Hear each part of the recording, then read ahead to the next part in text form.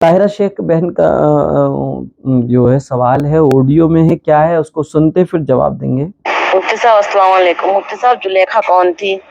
کیا انہوں نے یوسف علیہ السلام پہ کچھ غلط الزام لگائے تھے جیسا سب بولتے ہیں، میں نے سنا ہے؟ اور کیا ہے زلیخا کو جوانی واپس ملی تھی جیسا؟ جی، یہ زلیخا کون ہے؟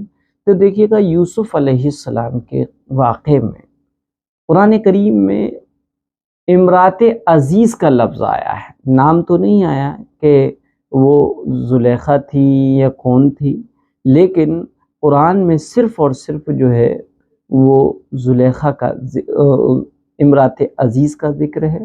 البتہ زلیخا کون ہیں اور ان کے بارے میں کیا عقیدے ہونا چاہیے، تو اس سلسلے میں سمجھیں کہ حضرت زلیخا جو حضرت یوسف علیہ السلام کی بیوی رہی ہیں۔ اکثر عوام کو یہ بھی نہیں پتہ کہ حضرت زلیخا کے مطابق کیا عقیدہ رکھنا چاہیے۔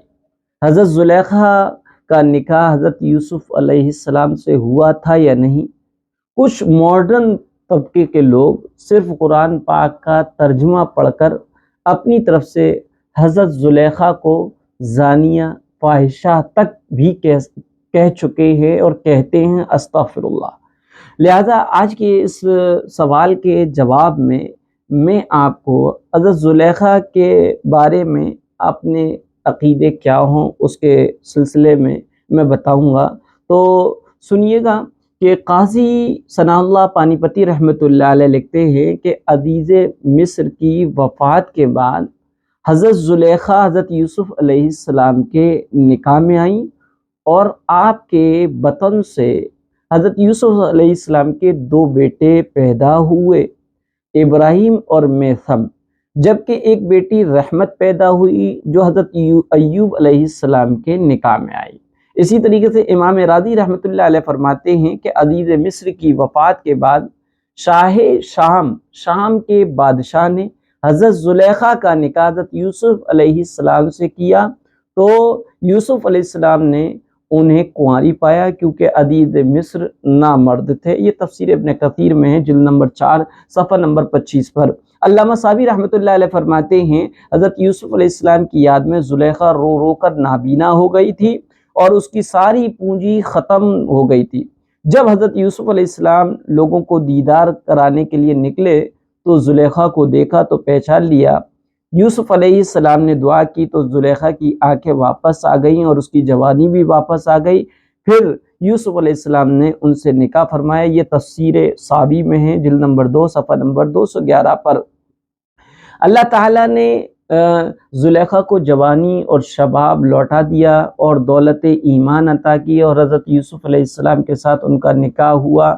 اسی طریقے سے بہت ساری باتیں لکھی ہیں، تو یہ سمجھا جائے کہ یوسف علیہ السلام کا حضرت زلیخا سے ذکر ہوا ہے، یہ تو بعض روایتوں میں ملتا ہے، لیکن یہ کہنا کہ حضرت یوسف علیہ السلام کے بارے میں کہ حضرت یوسف علیہ السلام نے وہ دعا کر کے ان کو جوانی دلا دی، اب جنت میں سب جوان ہوں گے لیکن زلیخا بوڑھی ہوں گی کیونکہ ان کو جوانی دنیا ہی میں مل گئی ہیں، یہ جو ہے مناسب نہیں ہے۔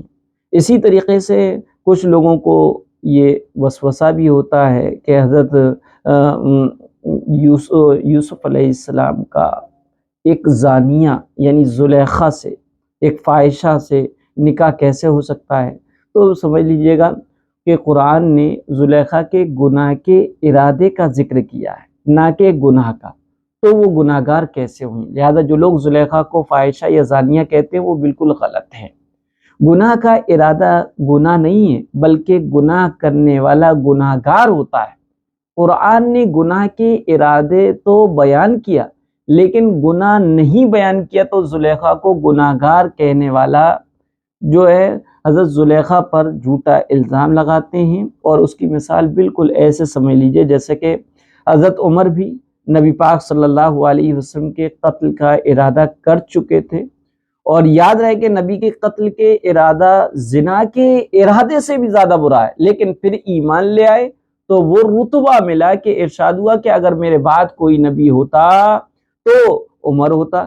بلکہ اسی طریقے سے زلیخا کے گناہ کے ارادے کے قصے کا قصہ ہے، بعد میں وہ ایمان لے آئی تھیں اور نبی کی بیوی ہوئی ہیں اور بلند مرتبہ پایا ہے اللہ پاک کی بارگاہ میں، ان کو وہ مقام و مرتبہ حاصل ہوا ہے۔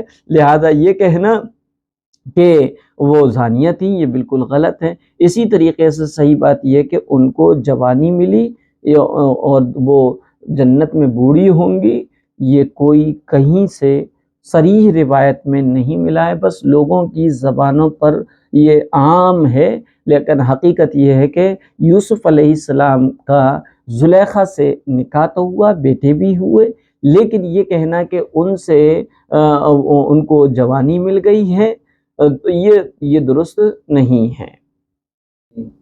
ہاں، بعض تفسیری روایات سے یہ معلوم ہوتا ہے کہ حضرت یوسف علیہ السلام کا نکاح زلیخا سے ہوا ہے، لیکن زلیخا کے جوان ہو جانے یا ان کو اللہ نے جوانی دے دی اس کے بعد ان کا نکاح ہوا، یہ بات کسی معتبر تفسیر میں نہیں ملتی ہے۔ حضرت مولانا مفتی شفیع صاحب رحمۃ اللہ علیہ کی تفسیر معارف القرآن میں ہے کہ بعض مفسرین نے لکھا کہ اسی زمانے میں زلیخا کے جو شوہر تھے قطفیر، ان کا انتقال ہو گیا تو شاہ مصر نے حضرت یوسف علیہ السلام سے ان کی شادی کر دی۔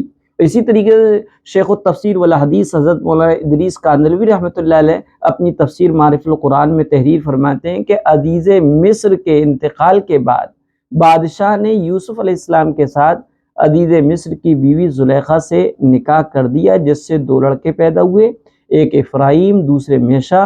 اور اسی طریقے سے دوسری جگہ کتابوں میں آتا ہے کہ یوسف علیہ السلام نے 110 سال یا 107 سال کی عمر میں وفات پائی، اور عزیز مصر کی بیوی زلیخا کے بطن سے ان کے 2 لڑکے پیدا ہوئے اور ایک لڑکی۔ لڑکوں کے نام افرایم اور میشا تھے، اور لڑکی کا نام رحمت تھا جو حضرت ایوب علیہ السلام کے عقد میں آئی۔ اسی طریقے سے شیخ الاسلام مفتی تقی عثمانی صاحب لکھتے ہیں کہ بعض تاریخی روایت میں ایسا آیا کہ حضرت یوسف علیہ السلام کا نکاح زلیخا سے ہو گیا تھا، لیکن قطعی طور پر کچھ کہنا مشکل ہے۔ اسی طریقے سے مفتی سلمان صاحب منصور پوری لکھتے ہیں کہ تفسیر کی بعض روایت میں جن میں صدق اور کذب، جھوٹے اور سچے دونوں کا احتمال ہے، یہ معلوم ہوتا ہے کہ عزیز مصر کے انتقال کے بعد اس کی بیوی کا نکاح بعد میں حضرت یوسف علیہ السلام سے کر دیا گیا تھا، لیکن یقینی بات نہیں ہے۔ اور رہی بات یہ جوانی والی بات تو بالکل ہی غلط ہے، بے سر و پیر کی بات ہے۔